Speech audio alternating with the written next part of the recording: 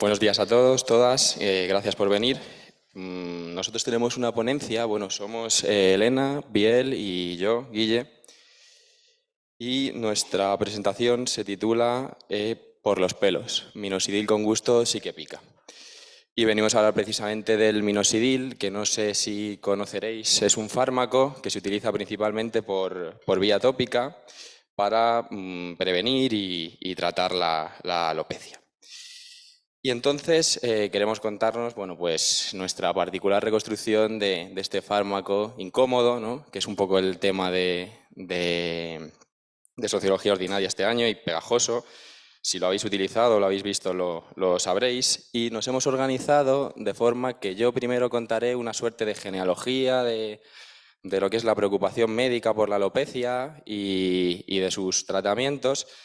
Me seguirá Elena, que nos contará pues, cómo el fármaco, la historia que voy a contar yo no es algo separado de lo social, y cerrará Biel presentando una serie de experiencias que sirven como ejemplo de hackeo y agenciamiento, y también expondrá unas conclusiones finales.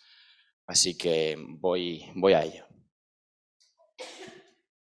Para la parte de la genealogía he revisado un poco la literatura médica, principalmente desde los años 40 esta parte, los años 40 del siglo pasado. He utilizado una herramienta que se llama Litmaps, que hace un poco un mapeo y relaciona un poco la bibliografía, y resulta o he entendido que, bueno, hasta la mitad más o menos del siglo pasado se entendía que la alopecia era una cuestión, o la literatura médica consideraba la alopecia como una cuestión principalmente genética.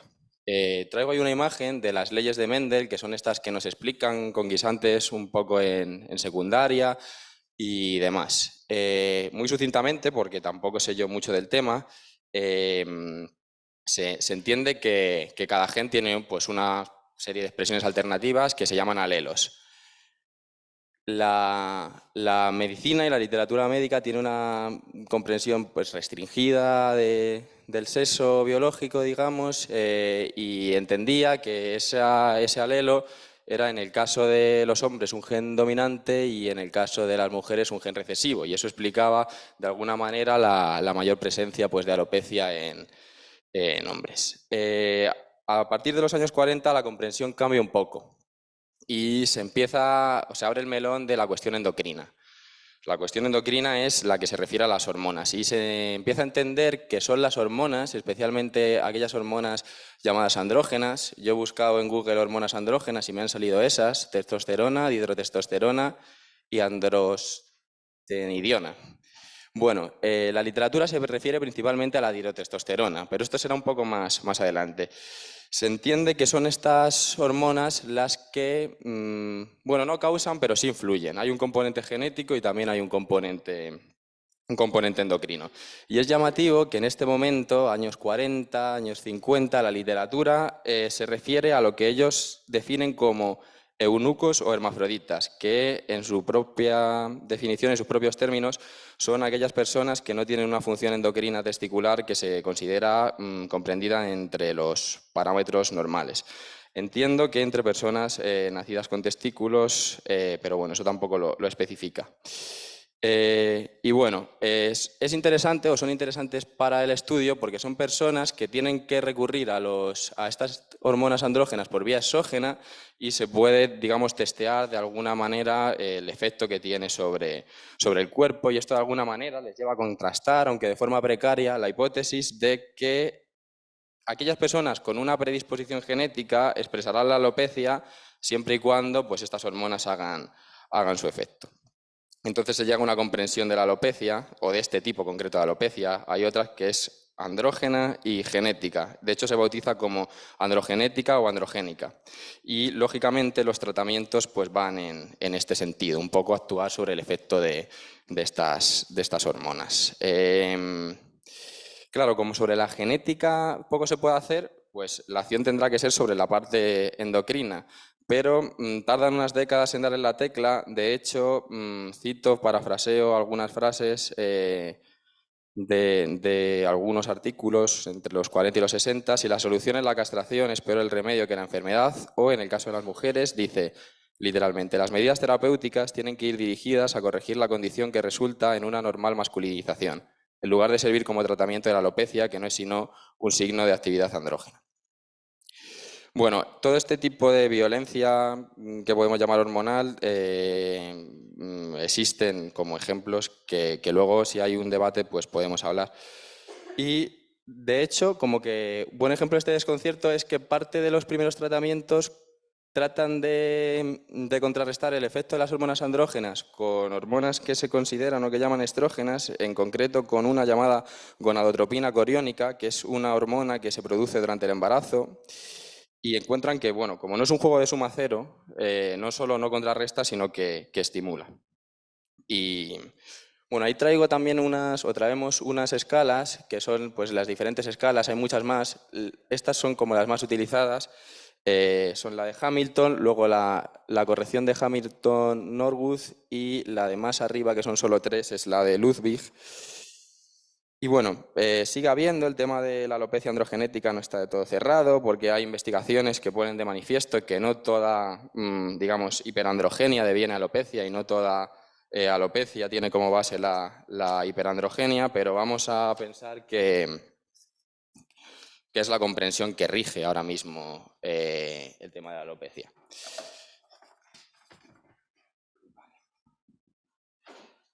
Y bueno, más allá de esto, se han probado una serie de tratamientos que han mostrado más o menos ser efectivos, fundamentalmente 2. Uno que se llama finasteride. La finasterida es un antiandrógeno que actúa sobre una enzima, que es la 5-alfa-reductasa, que es la encargada de transformar la testosterona libre en dihidrotestosterona. La dihidrotestosterona es la que, en su acción sobre el cuero cabelludo, atrofia y provoca la alopecia. Y el minoxidil, que esta es la fórmula del compuesto, estos son 2 anuncios, que es el que nos trae hoy aquí. Hago una mini historia de su surgimiento. Resulta que en la década de los 50, una compañía farmacéutica que se llamaba Upjohn, hoy absorbida por Pfizer, empezó a investigar un compuesto que se llamaba dialilamina, que se entendía que podía de alguna manera remediar pues, úlceras estomacales y demás. El compuesto no pasa los ensayos y lo que sí que prueba es que sí que es efectivo para tratar la hipertensión arterial. Entonces, bueno, continuaron por esta vía, dijeron, bueno, a lo mejor la hipertensión arterial es algo que nos interesa y probaron una serie de fármacos análogos, entre ellos el minoxidil.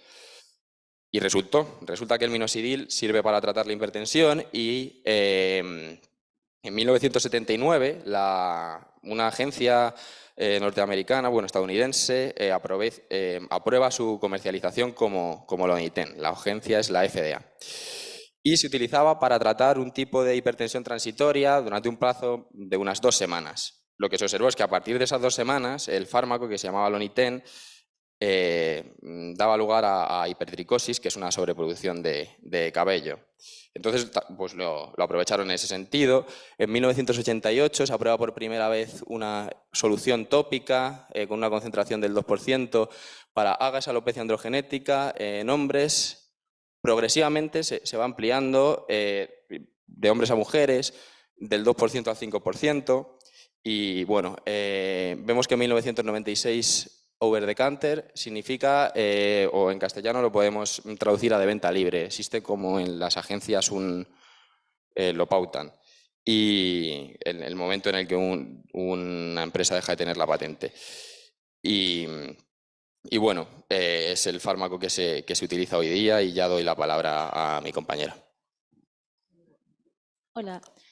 Hola. Hola a todas, todos, todes. Bueno, pues como nos ha contado Guille, nosotras creemos que esta genealogía o esta historia del fármaco no explica solo qué es lo que produce una crecida del cabello, sino también qué es lo que produce un cuerpo normal y sexuado.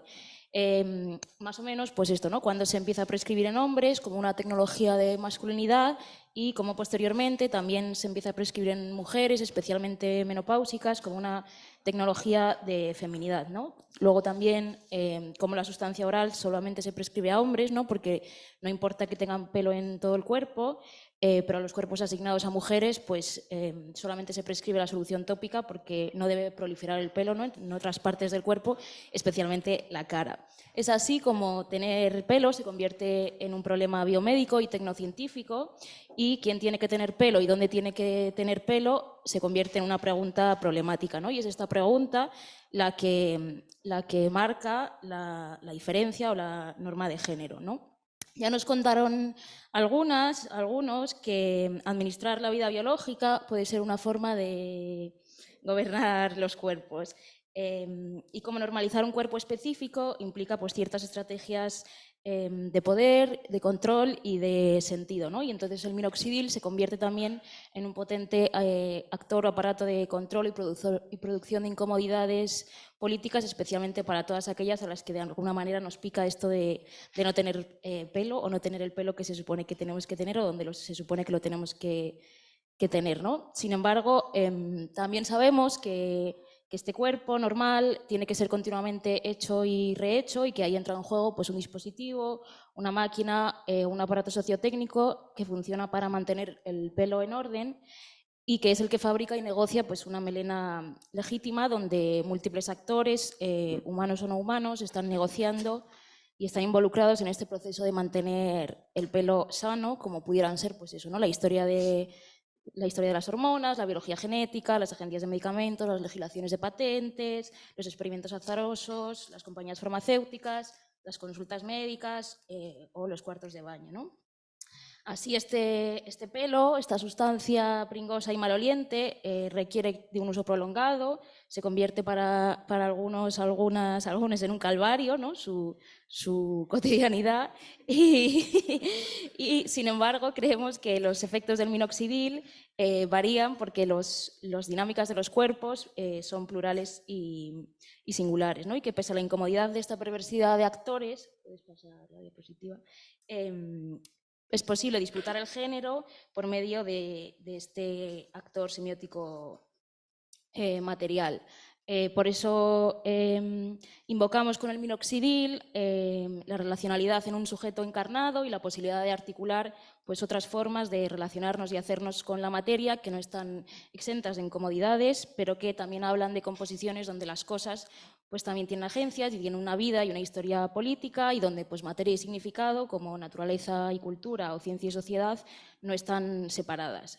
Nos preguntamos entonces pues, de qué es capaz la materia, apostamos más por la difracción y por no borrar pues, estas historias o experiencias que pueden animar la historia de los fármacos o de los objetos de la tecnociencia.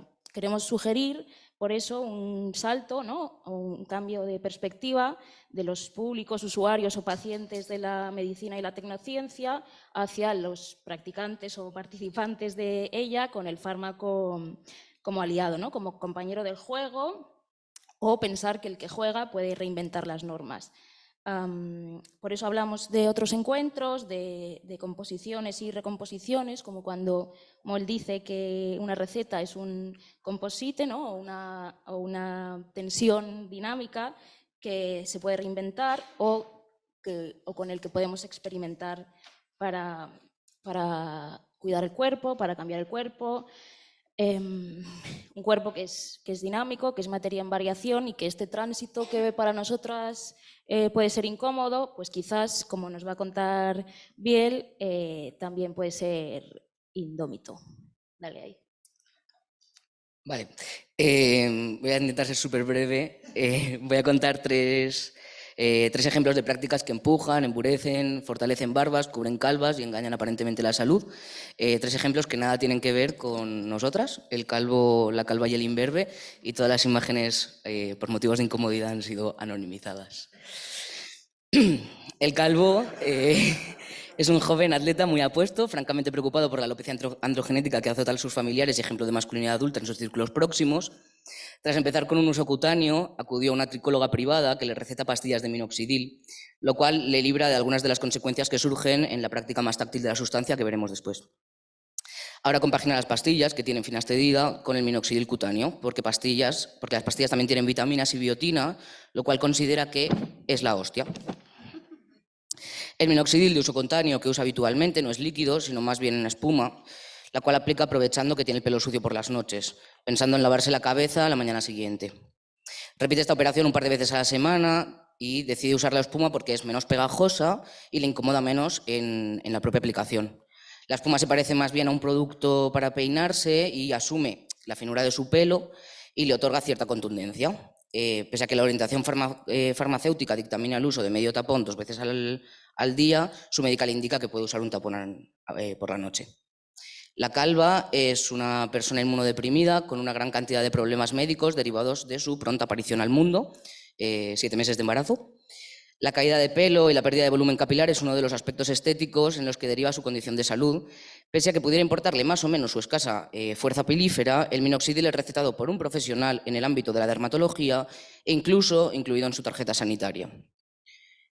Porque, bueno, ¿cómo va a ser una mujer calva? Eso solo puede darse en los pueblos, donde existe un cierto paréntesis en torno al vello y al pelo en general, y las señoras pueden ser calvas y tener bigote, y no por eso ser menos señoras. La calva se aplica el minoxidil diariamente al principio de su recomendación, 10 pulverizaciones diarias por la noche con un pitorro que claramente parece de fumigar. Tras la aplicación debe masajear el cuero cabelludo, una acción que antes realizaba con las manos y ahora utiliza una suerte de peine masajeador que le recomendó el calvo. El uso que da el complejo minoxidílico ya no es el mismo que en el inicio, tiene que ver con la incomodidad del propio líquido, es decir, con las dificultades de lavarse la cabeza o de transportar el bote cuando duerme con sus camaradas sentimentales. También tiene en cuenta otros factores que empeoran la salud capilar derivado de cuestiones como el contagio de COVID, que no solo afecta a los pulmones, sino también deteriora la cabellera. El imberbe es una persona transmasculina con ansia de vello facial. Pese a que lleva inyectándose testosterona intermitentemente desde los 17 años, su barba solo tiene 3 pelos y su bigote es más bien poco frondoso. Igual que la testosterona, el minoxidil es un hackeo que aprende de amigas y redes. Comparte bote con otras transmasculinidades y aunque ninguna autoridad sanitaria aprueba su uso, especialmente porque se lo esparce por la cara, y está profundamente contraindicado para otras zonas tópicas que no sean el cuero cabelludo. Tiene la creencia de que el minoxidil se absorbe mejor después del afeitado, pues se abren los furúnculos de la piel, así que prefiere aplicar la loción en ese momento. Como no tiene vello facial suficiente para afeitarse todos los días, se impregna la sustancia por las mañanas, aunque de manera también intermitente, y desde un lugar de juego y diversión, desde un compromiso más bien poco habitual.